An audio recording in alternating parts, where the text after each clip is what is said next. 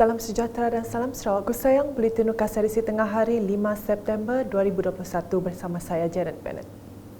Berita utama, sebanyak 300 bungkus bantuan makanan telah diserahkan kepada golongan memerlukan seperti golongan miskin tegar, orang kurang upaya OKU dan warga emas sempena program Kami Prihatin di sekitar Fasa 2 Kampung Osajaya dan Kota Padawan pada Sabtu. Program anjuran Ragat Foundation itu telah disempurnakan Tuh Puan Datuk Patinggi Ragat Kurti Taib dan diiringi Ahli Dewan Undangan Negeri Adun Batu Kitang Loh Keciang di pekarangan Bola Keranjang Sekolah Jenis Kebangsaan SJK Chunghua Batu 10 Kota Padawan. Menurut pengarah program dan kempen Yayasan Ragat Lila Ruzaini Hussein, bantuan ini merupakan hasil kerjasama Ragat Foundation dan Lembaga Penduduk dan Pembangunan Keluarga Negara LPPKN Negeri Sarawak. Berita seterusnya, individu yang telah melengkapkan 2 dos suntikan vaksin COVID-19 diyakini dapat mengelakkan daripada kesan jangkitan COVID-19 yang lebih serius. Perkara ini dijelaskan Timbalan Ketua Menteri Tan Sri Dato' Amar Dr. James Jemut Masing berdasarkan kepada sumber informasi pelbagai ceramah daripada pakar antarabangsa mengenai COVID-19. Dalam kenyataan medianya pada Sabtu, beliau memberitahu seseorang individu yang telah mengambil vaksin mungkin masih berpotensi dijangkiti COVID-19 namun tidak membawa kepada kesan yang memudaratkan. Individu masih dijangkiti COVID-19 namun tidak mengakibatkan kematian. Ianya seperti demam selesema biasa sahaja dan beberapa hari setelah berehat akan pulih seperti sedia kala.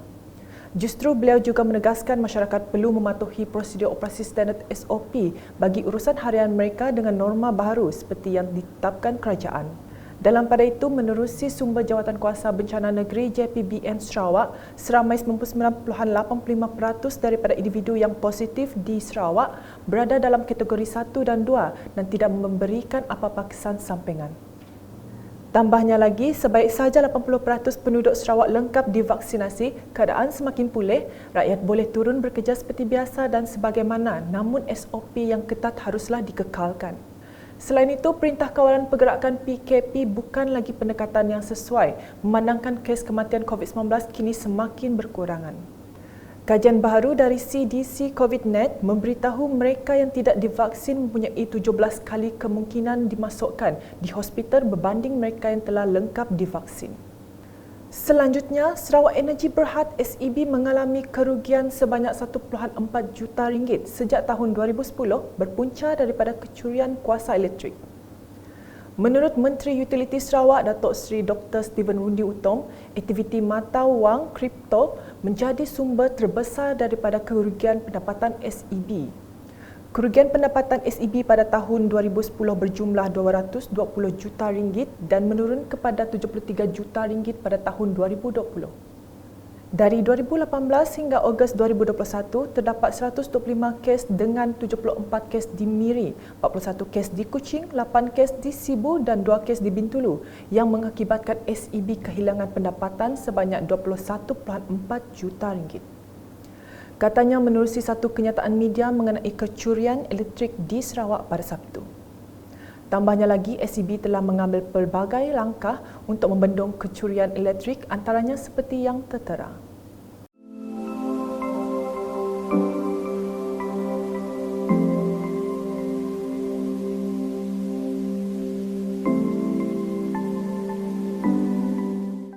Sehingga kini terdapat 13 kes kecurian elektrik telah dibawa ke mahkamah dengan pelakunya telah mengaku bersalah sementara 6 kes lagi masih dalam proses pendakwaan dengan jumlah denda yang dikenakan berjumlah RM348,000.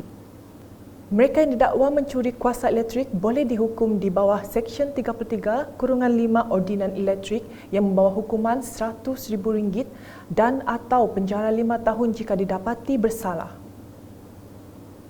Berita di Miri, Unit Hal Ehwal Agama-Agama Lain UNIFO telah meluluskan sumbangan sebanyak RM100,000 kepada Gereja Borneo Evangelical Mission BEM, Jalan Airport Miri.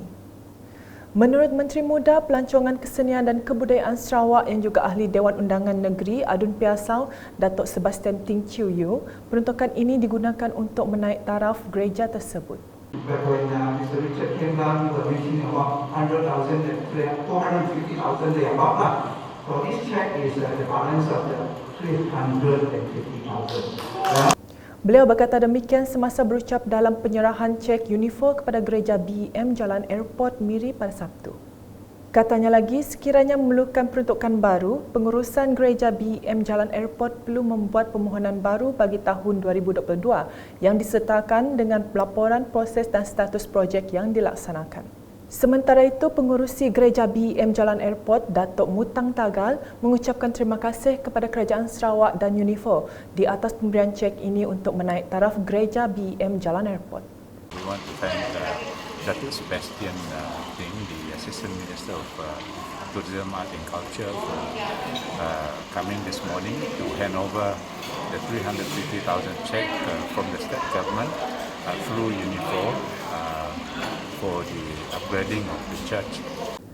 Beralih ke laporan harian COVID-19, Jawatankuasa Pengurusan Bencana Negeri JPBN Sarawak dalam laporan harian COVID-19 di Sarawak pada Sabtu memaklumkan Sarawak mencatatkan sebanyak 2,723 kes baru COVID-19, menjadikan jumlah keseluruhan kes meningkat kepada 127,151 kes.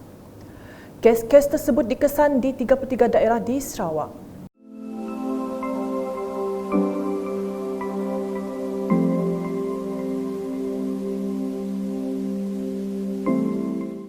Sementara itu, 2 kes kematian baru turut dilaporkan menjadikan jumlah kematian meningkat kepada 549 orang.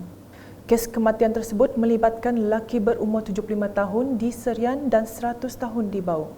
Selain itu, JPBN Sarawak turut memaklumkan 3 kluster baru telah diisytiharkan di Sarawak, manakala 3 kluster lagi telah diisytiharkan tamat. Berita selanjutnya, beberapa kawasan rumah panjang yang rendah di kawasan Jelalong dan Tubau telah dinaiki air berikutan hujan lebat yang turun sehingga menyebabkan jalan ditenggelami air sedalam 3 hingga 4 kaki. Bilik Gerakan Bencana Pejabat Daerah Sebauh telah menerima laporan bencana daripada tuai rumah kawasan Jelalong dan Tubau yang menghadapi masalah banjir. Antara rumah panjang dan kawasan dinaiki air ialah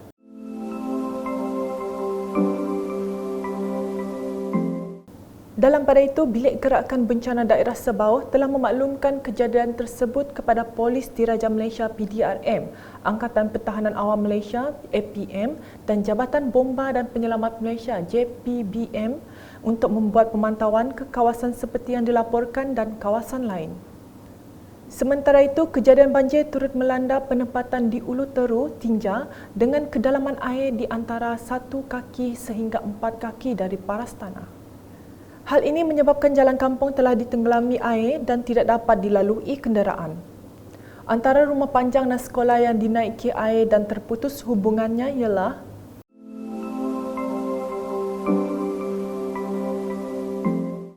manakala penduduk di kampung Kuala Tutuh pula kini sedang berjaga-jaga berikutan air yang mula memasuki rumah panjang mereka.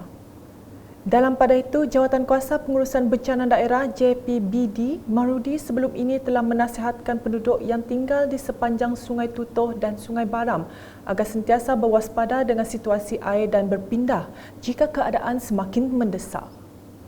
Berita sukan, jadual padat mula memberikan kesan kepada persembahan Kuching City FC KCFC apabila terus gagal untuk memburu kemenangan. Terbaru, KCFC sekadar mengutip satu mata setelah diikat PDRM FC tanpa jaringan dalam aksi Liga Premium 2021 di Stadium Majlis Bandaraya Pasir Gudang pada Sabtu. Keputusan itu meletakkan KCFC pimpinan Irfan Bakti Abu Salim di tangga ke-9 dengan 18 mata setelah mengharungi 15 perlawanan setakat ini. Skuad itu akan berdepan misi sukar pada 7 September ini apabila melayan kunjungan skuad abang yang juga pendahulu Liga, Sarawak Unit FC.